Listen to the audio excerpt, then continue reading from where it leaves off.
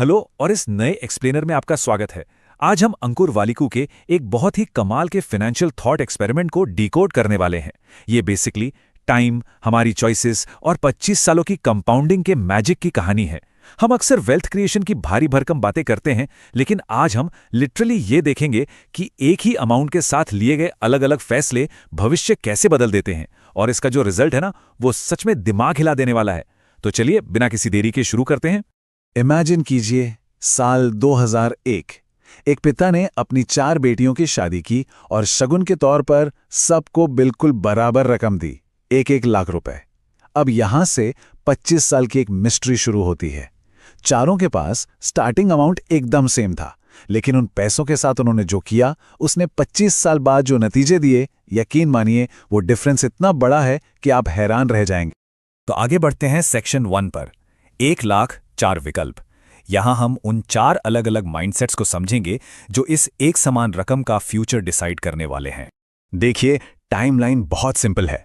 2001 में वो 1 लाख रुपए का गिफ्ट मिला और हम छलांग लगा रहे हैं सीधे 2026 तक, पूरे 25 साल का टाइम होराइजन। यहां सबसे इंपॉर्टेंट बात यह है कि चारों बेटियों के लिए स्टार्टिंग कैपिटल और टाइम दोनों एकदम सेम है।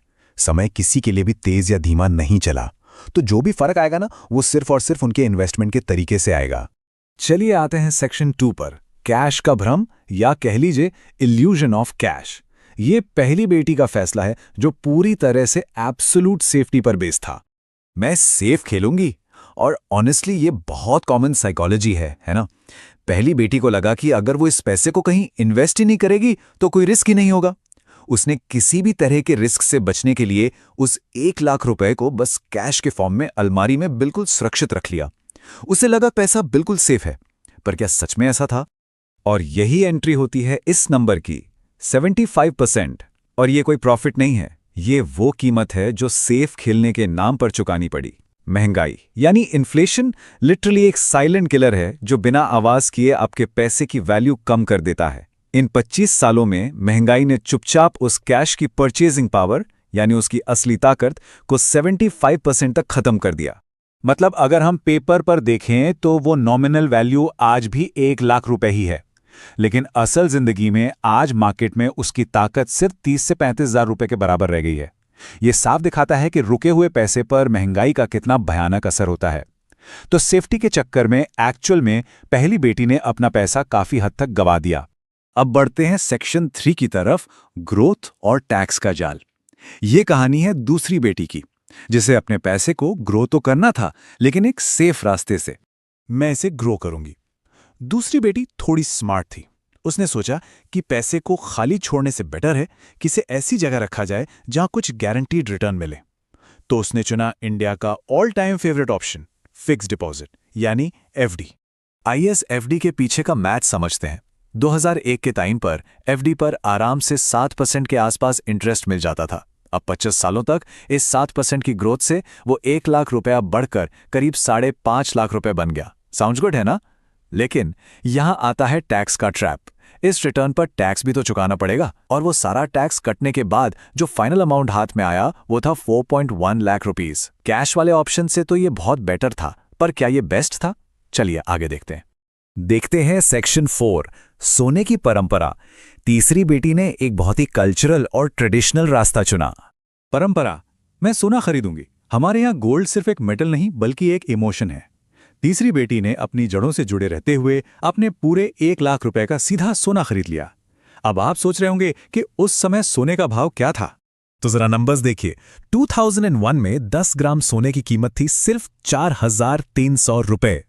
उसने उस 1 लाख रुपए से जितना भी सोना खरीदा, 25 साल बाद आज उस सोने की वैल्यू छलांग मारकर लगभग 31 लाख रुपए हो चुकी है। ये अवधि वाले 4 लाख के मुकाबले एक बहुत बहुत बड़ा जंप है। सोने ने लिटरली महंगाई को भी बीट किया और एक जबरदस्त रिटर्न भी दिया। और अब हम आ गए हैं इस एनालिसिस के सबसे इंटरेस्टिंग और क्लाइमैक्स हिस्से पर। सेक्शन 5, टाइटन स्टॉक का चमत्कार। ये चौथी और सबसे छोटी बेटी की कहानी है। मुझे प्रोडक्ट पसंद है, मैं शेयर खरीदूंगी। इसका फैसला बिल्कुल आउट ऑफ द बॉक्स था। हुआ यह था कि उसे गिफ्ट में टाइटन की एक घड़ी मिली थी। उसे वो प्रोडक्ट इतना कमाल का लगा कि उसने सोचा क्यों ना मैं सीधा इस कंपनी के शेयर्स खरीद लूं। और उसने बिना ज्यादा सोचे अपना पूरा 1 लाख रुपया सीधे टाइटन के स्टॉक्स में इन्वेस्ट कर दिया। और असली मैजिक यहीं से शुरू होता है। 2001 में उस 1 लाख रुपए से उसे टाइटन के 222 शेयर्स मिले। अब शेयर मार्केट में सिर्फ प्राइस ही ऊपर नहीं जाता, बल्कि कंपनी स्टॉक स्प्लिट करती है, अपने शेयर होल्डर्स को बोनस शेयर्स देती है। इन 25 सालों में इन सारे कॉर्पोरेट एक्शंस की वजह से वो 222 शेयर मैथमेटिकली मल्टीप्लाई होते होते आज 44,440 शेयर्स के एक विशाल इन्वेंट्री में बदल चुके हैं। और पता है आज इन 44,440 शेयर्स की वैल्यू क्या है? 16 करोड़ रुपए। जी हां, आपने बिल्कुल सही सुना, 16 करोड़। इस स्टोरी में एक बहुत ही मजेदार कोट है कि अक्सर सबसे छोटी बेटियां सबसे ज्यादा स्मार्ट निकल जाती हैं। 1 लाख रुपए को 16 करोड़ में बदलना, ये इक्विटी मार्केट में पेशेंस और लॉन्ग टर्म विजन का एक ऐसा एग्जाम्पल है जो सच में एक्स्ट्रा ऑर्डिनरी है। चलिए अब इन चारों नतीजों को एक साथ इस टेबल में रखकर देखते हैं, पूरी पिक्चर क्लियर हो जाएगी। शुरुआत सबने 1 लाख से की थी। कैश की असली वैल्यू आज 35,000 बची है। एफडी ग्रो होकर टैक्स कटने के बाद 4.1 लाख पर आकर रुक गई। सोने ने बेहतरीन परफॉर्मेंस दी और 31 लाख का मार्क छुआ, लेकिन टाइटन का स्टॉक वो लिटरली 16 करोड़ पर जा पहुंचा। ये एनालिसिस एक अल्टीमेट प्रूफ है कि पैसा कहां पार्क किया जाता है, ये लाइफ में कितना बड़ा डिफरेंस क्रिएट कर सकता है। और इस बार चार्ट में तो डिफरेंस इतना मैसिव है कि एफडी और सोना टाइटन के 16 करोड़ वाले बार के सामने लिटरली बौने लग रहे हैं, दिख भी नहीं रहे ढंग से। ये साफ साफ दिखाता है कि शेयर बाजार में एक सही कंपनी में लंबे समय तक टिके रहना किसी भी दूसरे एसेट क्लास के मुकाबले किस भयानक लेवल की वेल्थ क्रिएट कर सकता है। तो अब हम इस एक्सप्लेनर के एंड में आ गए हैं। यहां एक बहुत ही गहरा सवाल पीछे छूट जाता है।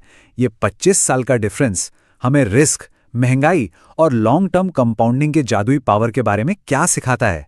क्या सेफ खेलना असल में हमारी सबसे बड़ी गलती हो सकती है, या मार्केट की ग्रोथ को अपनाना ही फ्यूचर को सिक्योर करने का असली रास्ता है? इस थॉट एक्सपेरिमेंट ने हम सबको अपने फाइनेंशियल फैसलों पर दोबारा सोचने के लिए जरूर मजबूर कर दिया है। इस जानकारी को समझिए, एनालाइज कीजिए और सीखते रहिए। आज के इस एक्सप्लेनर से जुड़ने के लिए आपका बहुत बहुत धन्यवाद।